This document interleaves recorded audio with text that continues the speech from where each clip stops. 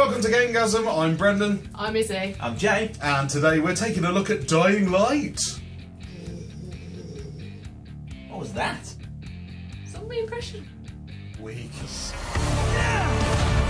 see, we are at war, you and I. A war of opposing philosophies. A war to see whose vision of the world proves true. What the hell are you talking about? Answer me, motherfucker! Will you be a dog and save the dwellers of the tower? Or will you be a man? So here we are in Dying Light, and at the beginning of the game you're in the back of a cargo plane. You are Kyle Crane, working for a shadow organisation as an agent, and you're tasked with dropping into Haran to retrieve a file that could contain a possible cure to the zombie virus. But this file is not complete, and in its current state could cause more harm than good. Trouble is, if it falls into the wrong hands, it could seriously mess up somebody else's day. But as soon as you touch down in Haran's streets, you get gangbanged. I'm sorry, what?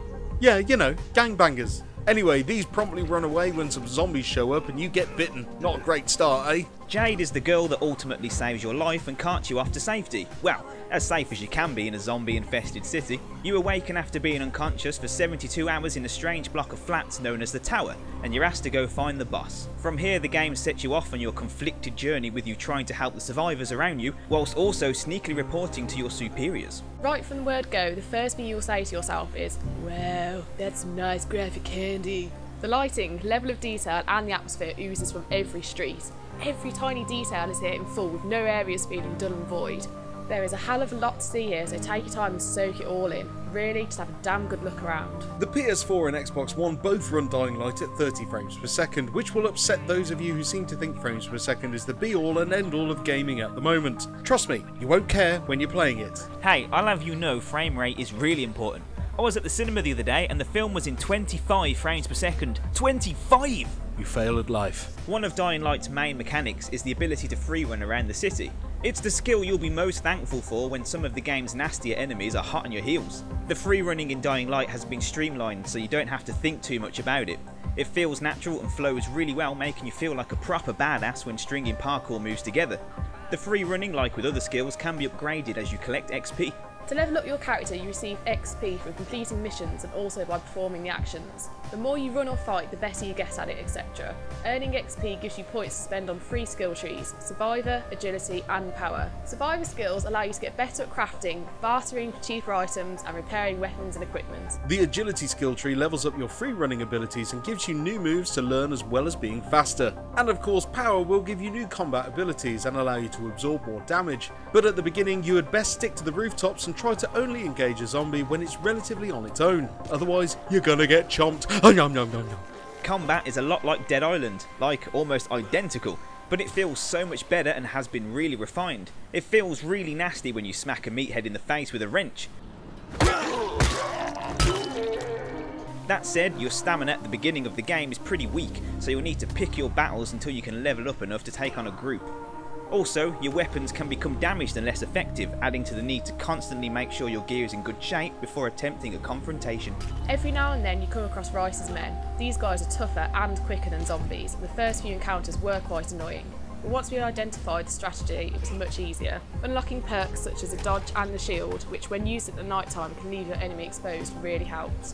The gunplay, as you would expect, is not as refined as your typical first-person shooter. But remember, only use guns when you have to, as loud noises attract the more dangerous enemies. Nighttime brings a whole new level of woe. In the day, the zombies are quite dumb, and we found that for the most part, you can just run and weave in between them. But at night, oh man. You do not want to go out at night if you can avoid it. Sometimes though, you have to. And that's when the nasty bastards come out. These buggers have a small vision cone that appears on the minimap, and if they spot you, your best hope is to run. Oh shit, they must have heard me.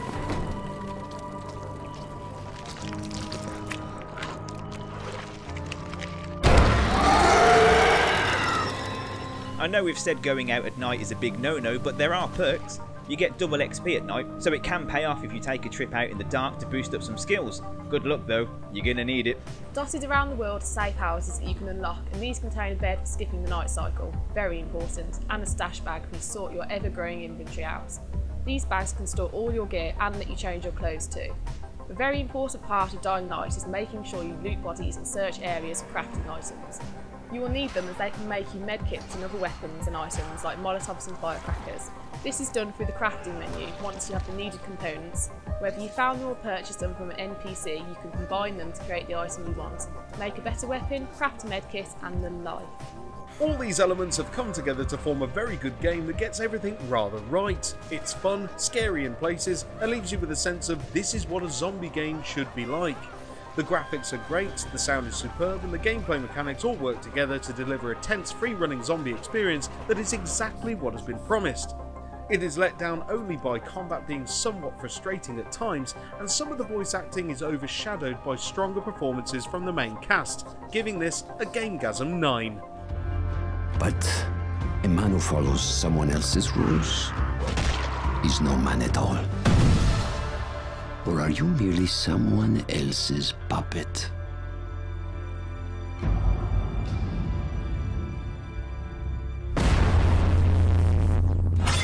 And that was Dying Light. We really enjoyed playing it, didn't we? Didn't we? Ah!